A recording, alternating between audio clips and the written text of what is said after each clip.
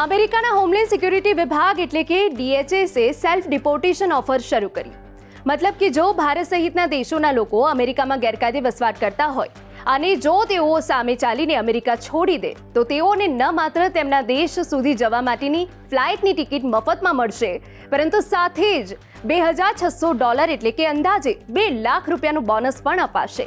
આ ઓફર હેઠળ બિનદસ્તાવેજી પ્રવાસીઓને સ્વેચ્છાએ દેશ છોડવાની મંજૂરી આપવામાં આવશે. અમેરિકી વિભાગે જાહેરાતમાં તાજમહેલની એક તસવીરનો ઉપયોગ કર્યો છે અને ગેરકાયદેસર ભારતીય પ્રવાસીઓને મફતમાં પોતાના દેશમાં પાછા જવાની વિનંતી કરી છે.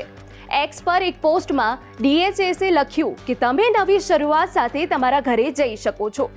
CBP હોમનો ઉપયોગ કરીને સ્વનિવાસન કરશો તો તમને ઘરે પાછા જવા માટે મફત ફ્લાઇટ અને $2,600નું એક્ઝિટ બોનસ મળશે.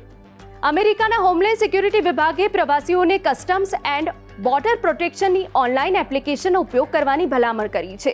તેની મદદથી તેઓ સ્વેચ્છાએ અમેરિકા છોડવાની અરજી કરી શકશે, પોતાની માહિતી શેર કરી શકે છે અને આ કાર્યક્રમ હેઠળ આર્થિક સહાય પણ મેળવી શકે છે. DHSએ 2025ના મે મહિનામાં પ્રોજેક્ટ હોમ કમિંગ શરૂ કર્યો. અમેરિકી રાષ્ટ્રપતિ ડોનાલ્ડ ટ્રમ્પે પોતાના બીજા કાર્યકાળ દરમિયાન ઇમિગ્રેશન માટેની પોલિસી અત્યંત કડક બનાવી દીધી છે. અમેરિકી અધિકારીઓ દ્વારા આ નીતિમાં સ્વનિવાસનને ગેરકાયદેસર પ્રવાસીઓ માટે સૌથી સુરક્ષિત વિકલ્પ તરીકે રજૂ કરવામાં આવ્યું છે.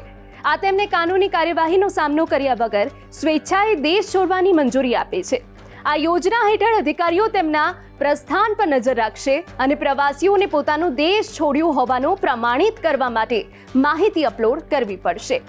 DHSએ જણાવ્યું કે અમેરિકા ગેરકાયદેસર પ્રવાસીઓને સ્વેચ્છાએ દેશ છોડવા માટે ઉદારતાપૂર્વક $2,600 અને મફત ફ્લાઇટ ઓફર કરી રહ્યું છે. આ ઓફર ગેરકાયદેસર પ્રવાસીઓ માટે ટ્રમ્પ તંત્રએ શરૂ કરેલા $200 મિલિયન અભિયાનનો એક ભાગ છે. અગાઉ ઓગસ્ટ 2025માં અમેરિકાના વિભાગની સચિવ ક્રિસ્ટી નોમે જાહેરાત કરી હતી કે તેમના કાર્યકાળના પ્રથમ 200 દિવસોમાં અમેરિકામાં લગભગ 1.6 મિલિયન ગેરકાયદેસર પ્રવાસીઓની સંખ્યામાં ઘટાડો થયો. રિપોર્ટ પ્રમાણે નિવેદનમાં નોમે કહ્યું કે આ ખૂબ મોટી સિદ્ધિ છે. તેનો અર્થ છે કે વધુ સુરક્ષિત રસ્તાઓ, કરદાતાઓના પૈસાની બચત, શાળાઓ અને હોસ્પિટલ સેવાઓ પણ ઓછું દબાણ અને અમેરિકન લોકો માટે વધુ સારા રોજગારના અવસર.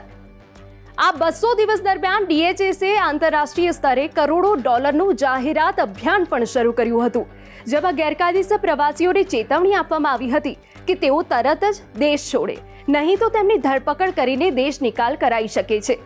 ગેરકાયદે ઇમિગ્રેશનને મુદ્દે અમેરિકામાં હંમેશા ચર્ચાનો મુદ્દો રહ્યો છે. આ મુદ્દે બનાવાયેલી નીતિઓના સમર્થનમાં અને વિરોધમાં વારંવાર પ્રદર્શનો પણ થતા રહ્યા છે.